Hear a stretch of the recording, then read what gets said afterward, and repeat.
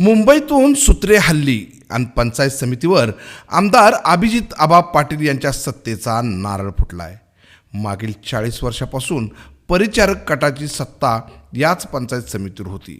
मात्र नुकत्याच झालेल्या जिल्हा परिषद आणि पंचायत समितीच्या निवडणुकीत आमदार अभिजित आबा पाटील यांनी पंढरपूर तालुक्यात मोठी मुसंडी मारत परिचारक गटाला हादरा दिला, ज्यामध्ये झेडपीच्या 8 पैकी 5 जागावर आणि पंचायत समितीच्या 16 पैकी 8 जागावर आपला विजयी झेंडा रोवला आहे। त्यामुळे पंढरपूर पंचायत समितीवर परिचारक गटाची असणारी निर्विवाद सत्ता आता संपुष्टात आली आहे। सध्याची राजकीय परिस्थिती पाहिली तर परिचारक आणि आमदार अभिजित पाटील गटाकडे निम्मी म्हणजेच 8-8 अशी संख्याबळ आहे, ज्यामुळे मतदारांनी कोणाला स्पष्ट बहुमत दिले नसल्याचं दिसून येतंय। त्यामुळे सत्तेचा तिढा हा निर्माण झाला होता। आज सकाळी मुंबईमध्ये झालेल्या बैठकीमध्ये परिचारक आणि पाटील गटाचा समझोता झाल्याचं समजतंय आणि हा समझोता भाजपच्या वरिष्ठ गटाने केल्याचं देखील समजतंय आणि यामध्ये आमदार अभिजित आबा पाटील यांच्या गटाचा सभापती 2.5 वर्ष तर परिचारक गटाचा सभापती 2.5 वर्ष असा राहील।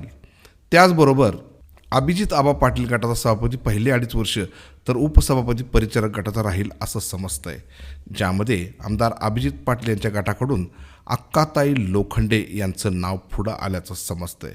खरं तर या सभापतीच्या रेसमध्ये परिचारक गटाकडून शुभम आगावणे हे होते, तर अभिजित आबा पाटील गटाकडून सौ सायली गायकवाड आणि अक्काताई लोखंडे या होत्या।